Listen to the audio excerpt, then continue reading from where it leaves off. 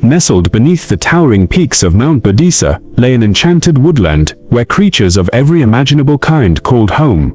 Among these forest dwellers lived two animals whose destinies would soon intertwine in the most unexpected way: a lightning-quick hare and a methodically slow tortoise.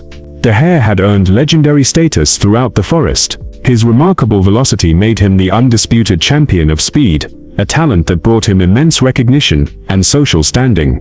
Success had become his constant companion, and with it came an ever-growing circle of admirers who marveled at his athletic prowess. In stark contrast stood the tortoise, unhurried, unassuming, and largely overlooked by his fellow forest inhabitants.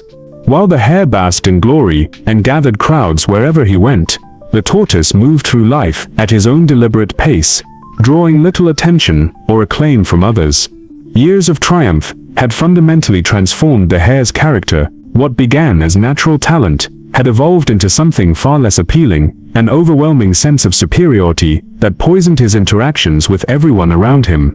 He developed a particularly cruel habit of targeting those he deemed inferior, with the tortoise bearing the brunt of his harsh criticism. Day after day, the hare would unleash verbal attacks whenever their paths crossed. "Why are you wasting everyone's time moving so slowly?" he would sneer. "Success requires effort, something you clearly know nothing about." His words cut deep as he continued. "The forest rewards those who earn it through dedication and hard work, concepts that seem foreign to you." The tortoise endured these encounters with remarkable composure, though the constant belittlement did sting. What troubled him more was witnessing the hare's similar treatment of other forest creatures who failed to meet his impossibly high standards of achievement. Everything changed on a particular afternoon, when the tortoise observed the hare berating a gentle porcupine, claiming that other animals avoided the porcupine due to his pessimistic outlook on life. Something inside the tortoise snapped, not from anger, but from a deep sense of justice that demanded action. The entire forest knew of the hare's obsession with racing. He constantly sought opportunities to demonstrate his superiority through speed competitions, never once experiencing defeat. These contests fed his ego and reinforced his belief in his own exceptional nature. On this pivotal day, however, the tortoise made an announcement that stunned everyone within earshot. He was challenging the hare to a race. The hare's reaction was immediate and predictable. Laughter erupted from him, as if he'd just heard the most ridiculous joke imaginable. "You seriously want to compete against me?" he gasped, between fits of amusement. "Absolutely," replied the tortoise with unwavering calm. After the initial shock subsided, the hare eagerly accepted what he saw as an easy victory. Word spread quickly throughout the forest, and by evening, the fox and several other animals had prepared a proper racing course for the unusual competition. As both competitors took their positions at the starting line, an unexpected conversation began that would prove far more significant than the race itself. "I'm curious," the tortoise began thoughtfully. "How exactly did you develop such incredible speed?" The hare's expression shifted to one of mild confusion before he responded with obvious pride.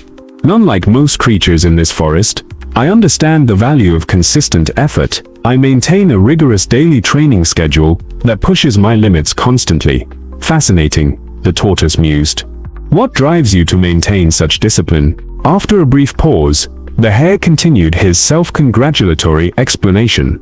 "I possess an innate understanding of excellence and the sacrifice required to achieve it. My approach combines natural intelligence with unwavering dedication." The tortoise nodded appreciatively. "That's impressive. But how did you come to understand these principles so deeply?" Growing slightly impatient, the hare snapped. "These questions won't magically make you faster, you know. I'm simply fascinated by your journey," the tortoise assured him gently. Unable to resist an opportunity for further self-praise, the hare launched into a detailed account. "My exceptional mindset comes from both my inherent nature and my upbringing. My father, though not quite as swift as me, instilled crucial values from my earliest days. He emphasized speed's importance and taught me that improvement requires genuine sacrifice." The hare's voice grew more animated as he continued. "He demonstrated incredible work ethic and made countless personal sacrifices to provide me with optimal training opportunities. His dedication shaped my character and gave me the foundation for everything I've achieved. "How remarkable," the tortoise responded. "What inspired your father to make such commitments?" "Well, he applied the same principles to his own development. Consistent hard work and personal sacrifice to maximize his potential and create circumstances that allowed him to mentor me effectively." The tortoise pressed further. "And what shaped him into that type of individual?" "I suppose, his father's influence," the hare replied, his certainty beginning to waver slightly. "What about his father? What created those qualities in him?" "Genetics, I guess. Being born a hare during an era when such traits were essential for survival." The hare's voice trailed off as an uncomfortable realization began to dawn. If those characteristics existed because he was a hare living in that particular time period, what determined that he would be a hare during that specific era? The tortoise continued relentlessly. The hare's eyes widened as the implications hit him. "Holy shit," he whispered. For the next 10 minutes, the tortoise continued his methodical questioning, guiding the hare deeper into an exploration of causation that stretched back through generations, then species, then evolutionary processes, then planetary formation, then cosmic events, until finally arriving at the ultimate origin point. "So," the tortoise concluded with gentle precision, "your speed exists because you were born as a specific type of hare who experienced a particular sequence of life events.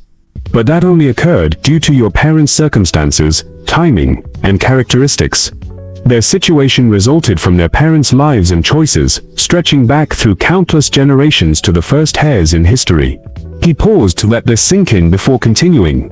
"But hares only exist because evolution operated through specific mechanisms that allowed ancient lagomorphs to survive and develop into modern hares. This evolutionary process only became possible because life itself emerged under precise conditions on Earth. Our planet's existence resulted from billions of years of cosmic events following specific patterns. All of these cosmic events occurred because the Big Bang initiated the unfolding of space and time in exactly the way it did." The tortoise's voice remained calm as he delivered his conclusion.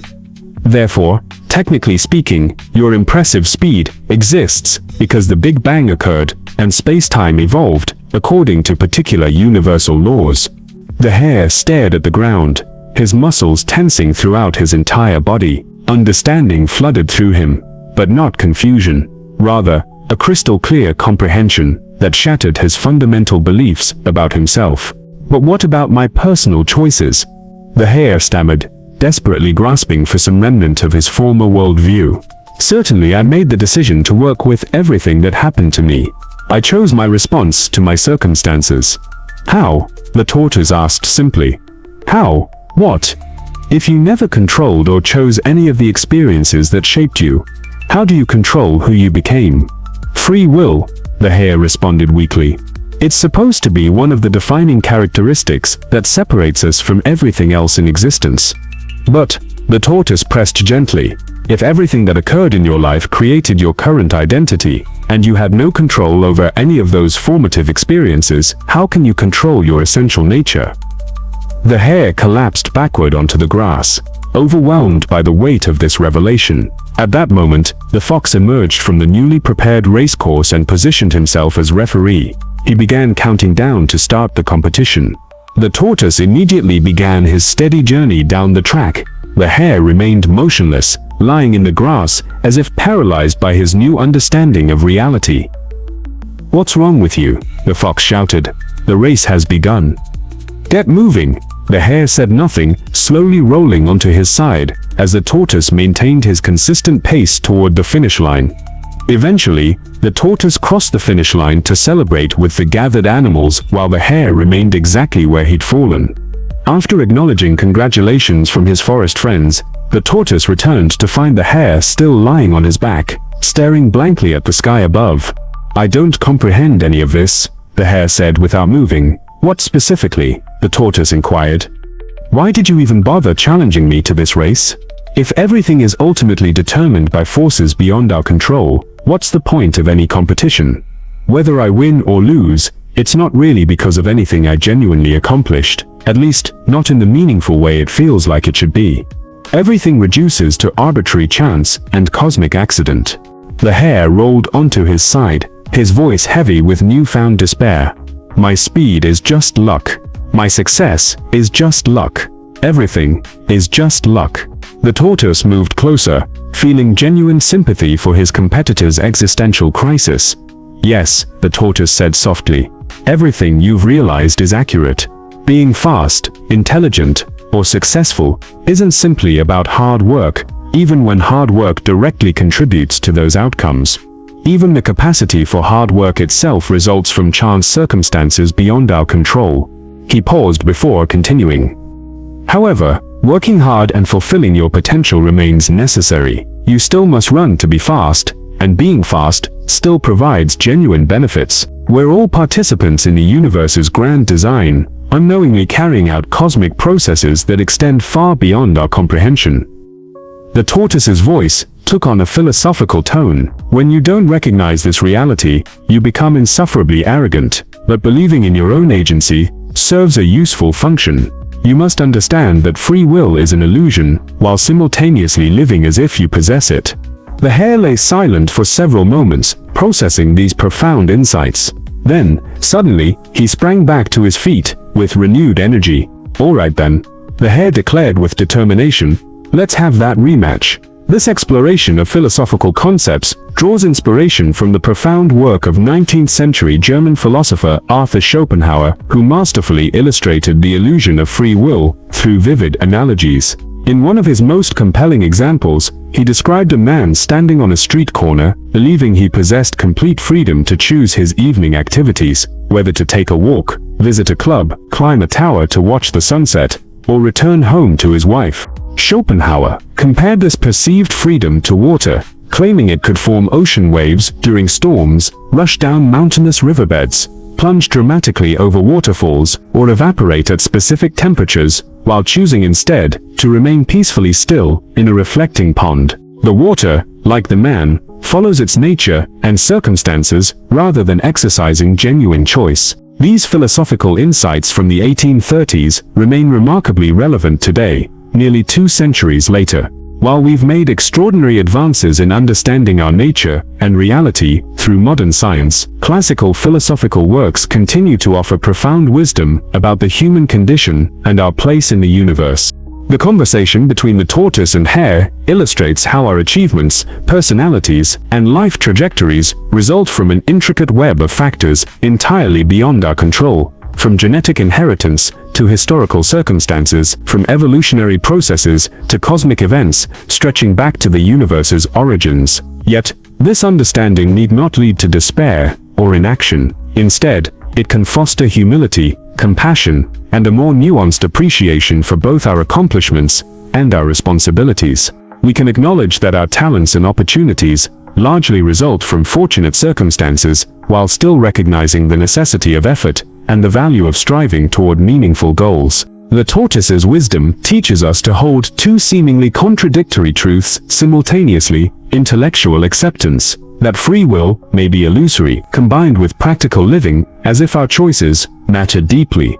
This paradox doesn't diminish the importance of moral behavior, personal growth, or contributing positively to our communities. Rather, it encourages us to approach success with gratitude instead of arrogance, and to treat others with greater empathy and understanding. Perhaps the most profound lesson from this forest fable is that recognizing our lack of ultimate control can actually liberate us from the burden of excessive self-judgment and harsh criticism of others.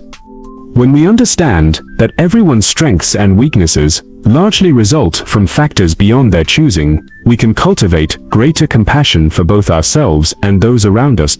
Hare's transformation from arrogant speedster to humbled philosopher represents a journey many of us must take, from believing we are entirely self-made to recognizing how interconnected and interdependent we all truly are. This shift in perspective doesn't diminish our achievements or excuse poor behavior, but it does provide a more accurate and ultimately more peaceful way of understanding ourselves and our world. In the end, both the hare and tortoise learned something valuable. The hare discovered humility and a deeper understanding of causation, while the tortoise demonstrated that wisdom sometimes requires challenging others' assumptions in unexpected ways.